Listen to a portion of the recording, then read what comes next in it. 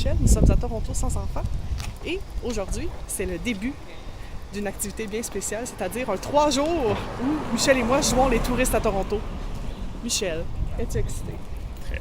Très excité. Alors, on commence ça en grand avec un endroit où j'ai déjà été, où je ne vous ai pas amené, je crois, parce que j'avais manqué de batterie. C'est-à-dire le Kitten and the Bear. C'est un endroit où on peut manger des confitures, des scones, tout fait maison, et où on peut boire du thé. C'est un petit endroit un petit peu caché à Toronto, fait que je suis vraiment contente de vous le montrer. Moi, personnellement, j'adore cet endroit-là, puis les produits sont vraiment de bonne qualité. Puis c'est pas cher, fait que, Michel, j'ai vraiment hâte de te faire découvrir ça. Yeah!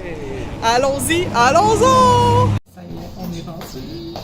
Alors, Michel et moi, on a décidé de partager un Darjeeling Second Flush, June Pana Blend. Je sais pas ce que ça veut dire, mais ça sent très très bon. Ensuite, on a été avec le Jam and Tea Service. Ça inclut 4 confitures, donc 4 fruits à l'orange, fraise rhubarbe et au Earl Grey. Je pense au cassis et Earl Grey.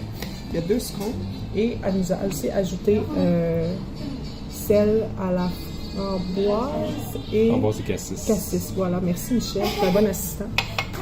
Donc, on va se régaler de thé. Habituellement, ça vient juste avec 4 confitures, mais vu qu'on est allergique, intolérant au lactose, on a remplacé la clotted cream par la confiture. Alors, sans plus attendre, nous allons plonger dans l'action. Bon, on est de retour à la maison. Alors, comme je vous l'avais déjà dit, je pense dans des vlogs précédents, Kitten and the Bear, pour moi, c'est vraiment un incontournable à Toronto. C'est vraiment très très bien. On avait un spécial aujourd'hui, vu qu'on prend pas de clotted cream, qui est comme une espèce de crème qui est cuite au four, qui est vraiment super bonne, mais qui est pleine de lactose.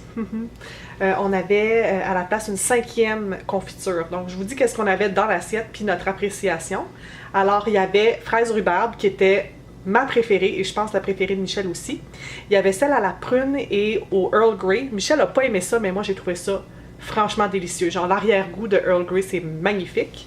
Il y avait celle aux 4 petits fruits. Très très bon, mais plus de type classique. Tu sais, il n'y a rien d'extravagant là-dedans. Il y en avait une autre qui était cassis et framboise. Encore une fois, très très bon. Ça, c'est la 5e qu'on avait, là. Très très bon, mais pas extraordinaire. Et il y en avait une à la fleur d'oranger.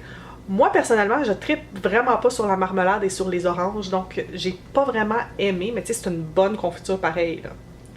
Puis Michel, c'est ça, je pense que sa préférée, c'est ça, c'était fraise rhubarbe. Et t'aimais bien aussi celle aux petits fruits, mais c'était pas... Ouais, c'était comme les baies, là, c'était bien, là. Ouais. Pour ce qui est des scones, vraiment, vraiment, vraiment des bons scones. Je pense que c'est les meilleurs que j'ai mangés de ma vie, sincèrement. La texture, il n'y a rien d'égal. Mon but dans la vie, c'est de faire des aussi bons scones, mais je pense pas que je vais être capable parce que c'est vraiment quelque chose.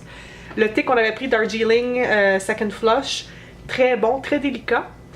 C'est pas mon favori. Je préfère vraiment, si vous y allez, là, prenez Divine Crème ou Heavenly Cream. C'est le meilleur. Il y a aussi le mélange Kitten and the Bear qui s'agence parfaitement avec les confitures, mais le Heavenly Cream il est très très dur à battre. Évidemment, on ne pouvait pas repartir de là les mains vides. Je vais vous montrer qu'est-ce qu'on a acheté. Donc ça vient dans un petit sac cadeau comme ça, Kitten and the Bear. Je suis tellement excitée, là. Moi, là, tout ce qui est là, confiture, scone, j'adore ça. Alors, j'espère que maman, tu regardes pas la vidéo, parce qu'il y a quelque chose pour toi dans mes mains. Alors, on a ici tarte aux fraises et à la rhubarbe. Est-ce qu'on voit quelque chose? Peut-être. Donc, c'est un pot de 250 quelques millilitres. 260, j'étais pas loin. Donc, fraise rhubarbe, vraiment un classique. Ça, c'est dans la collection de printemps. Donc, c'est édition limitée. Ouch! Je viens de me cogner le genou. Et la deuxième que j'ai pris, oups, c'est ça, c'est vraiment une édition spéciale aussi. C'est très spécial. J'ai rien goûté comme ça dans ma vie. C'est rhubarbe, sel de mer et caramel. La fille, elle nous l'a fait goûter, là, puis au début, on était comme, ok, c'est bon. Puis après ça, il y a comme une petite touche finale en arrière-bouche, là. C'est merveilleux. Si vous avez la chance de mettre la main là-dessus, encore une fois, 260 ml.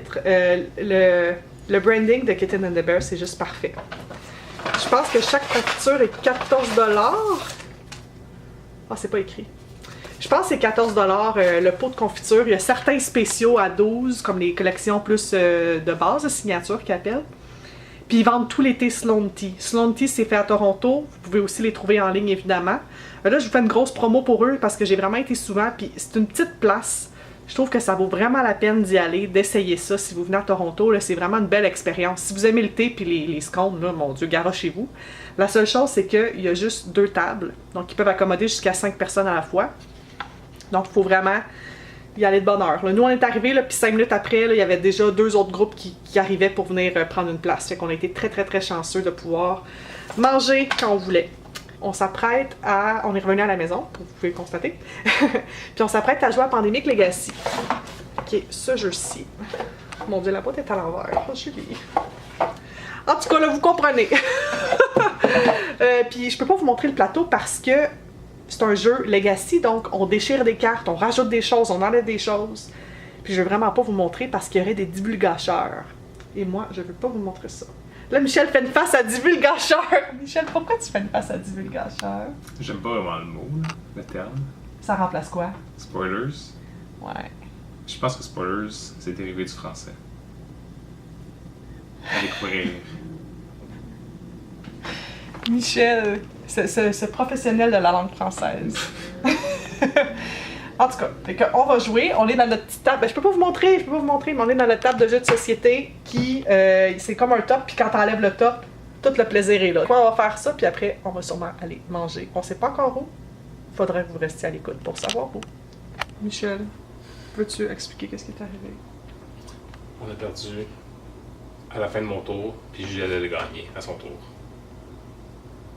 Ça fait 2 fois que ça fait ça. Genre, on gagne, là. Ouais, on sait qu'on gagne. On sait qu'on gagne, puis là, claquement de doigts, on perd. C'est tellement frustrant! S'il y a des joueurs de Legacy dans la salle qui nous regardent, vous comprenez le sentiment. Si vous n'avez jamais joué à Pandemic Legacy, vous voulez savoir c'est quoi ce feeling, c'est comme si t'arrives pour prendre une bouchée dans ton beigne favori, puis un gars est là qui arrive, puis il le prend, puis il s'en va avec. Pareil. C'est pareil!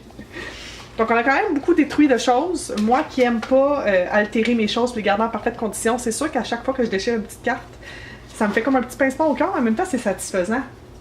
Quand même. Quand même. Donc là, il est rendu, il est passé 13 heures, puis on n'a pas faim encore.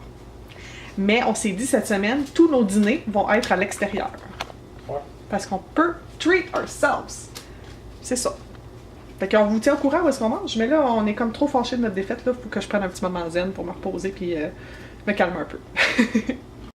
On savait pas quoi manger, fait que finalement, on a décidé d'y aller avec un classique, des sushis. Et c'est une place qu'on n'avait jamais essayé avant. Ça consiste à 3 petits sushis au saumon avec des kamikazes au saumon. Bien évidemment, Michel mangera pas ceux-là, là. Il aime pas les sushis, fait qu'on va comme faire un swap. Puis je pense que ça va être très bon. Fait que pour ceux que ça intéresse, ça vient du sushi 9,30 sur King Street West. Bon appétit, Michel! Les sushis étaient très bons, finalement. On avait juste besoin d'une petite collation parce que le déjeuner plus les scones, ça faisait quand même un très très gros déjeuner. Fait qu'on a mangé plus tard, puis les sushis c'était bien correct. Puis après ça, j'ai vraiment pris ça relax. Je me suis reposée, j'en avais besoin. Comme vous savez peut-être, on a été à Montréal là, en fin de semaine passée, donc hier et avant, quelques jours avant. Puis la conduite, beaucoup d'événements, ça a vraiment comme contribué à notre fatigue. Fait qu'on a décidé de prendre ça relax pour le reste de la journée. J'ai été chercher Victor à la garderie. Il fait super beau. À Toronto, c'est rendu, je pense qu'il fait presque 30 degrés. Tu sais, un 23 mai, là. Faut le faire.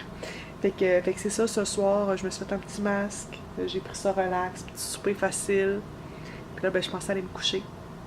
Fait que je vais vous dire au revoir pour aujourd'hui, mais demain, attachez votre tuque avec la broche, littéralement.